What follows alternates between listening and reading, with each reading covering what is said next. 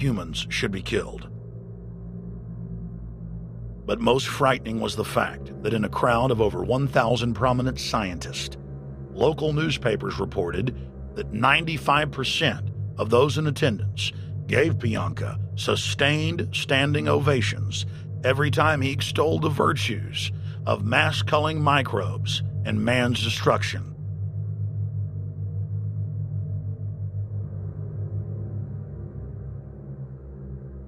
China was able to turn the corner and become the leading world superpower because they have a police state and they are able to force people to stop reproducing.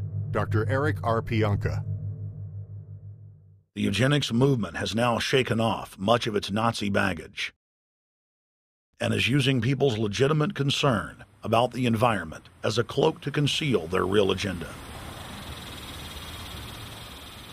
Everyone wants to breathe clean air and have good water. But the controllers of the environmental movement have done nothing but co-opt people's concerns and parlay it into support for global policies that further destabilize the third world and create untold misery.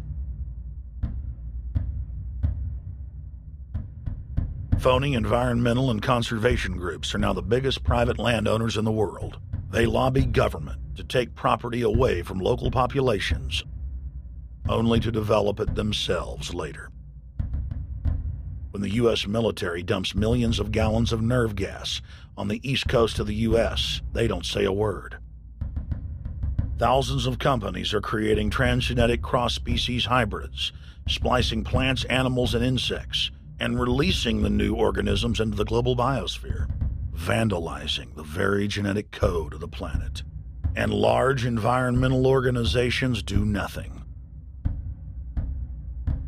The corporate elite of the planet intensified their push for a global taxation system with a year-long build-up to the Live Earth hysteria held on July 7th, 2007 on 7 continents.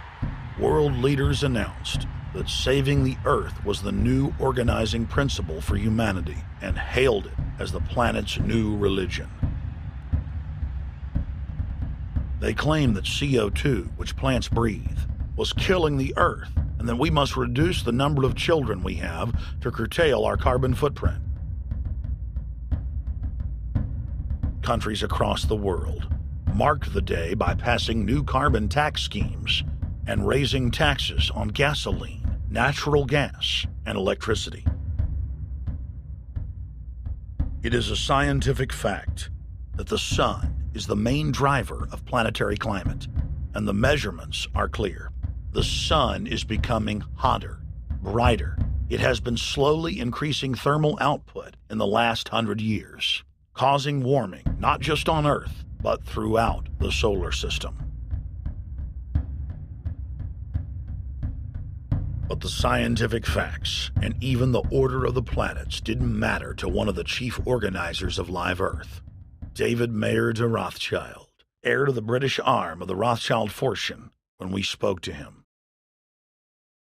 When I called Rothschild on the order of the planets, he just laughed, thinking the audience wouldn't get it.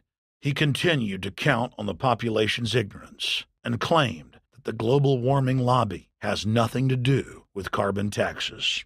I guess he hadn't spoken with his good personal friend, Al Gore.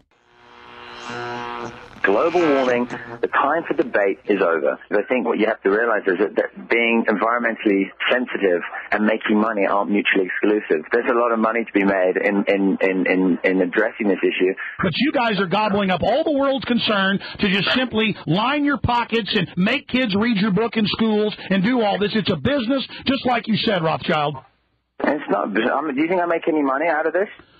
It's the same thing. It's the same thing your your money-changing ancestors did. They're in Germany, Red Shield, and I'm calling you out, Red Shield. We know it's a scam. A pollution-based tax system, principally CO2. We're causing it mainly, vast majority of it. The consequences are bad and will be catastrophic unless we act. The polar ice caps of Mars are receding at several miles a year, much faster than ours, and that the moons of Saturn and Jupiter are melting. In fact, several of their moons were ice and are now liquid seas. Now, how are SUVs causing that, David Rothschild? That's because those planets are closer to the sun, my friend. No, Jupiter and Saturn are not closer to the sun. Neither is Mars. Yes, sir. I think you'll find, right, that the very simple matter, and what I wanted to say, and this is my final point, forget your taxation theory, because actually it's not taxation. Put a price on the carbon. A tax is the best way. Cap and trade can also do it. If there were a carbon-based tax, would there be a need for an economy-wide cap and trade system? They are not either or. We can do both. I am in favor of both.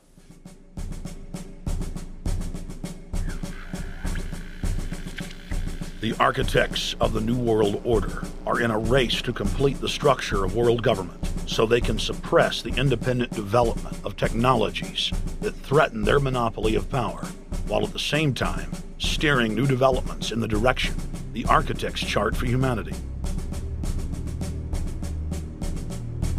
The technocrats call their governing system the final revolution because in the past, empires were enforced militarily.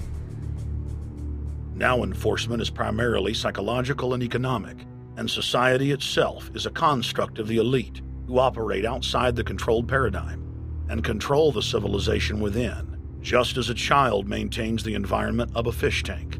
We are like lab rats living out our entire existence, never questioning the confines of the cage or the scientist who experiment on us. New World Order engineers have hijacked human destiny. Its controllers have closely studied human behavior for more than 100 years and are now steering us with expert control, using our primitive drives and desires as levers. They have developed their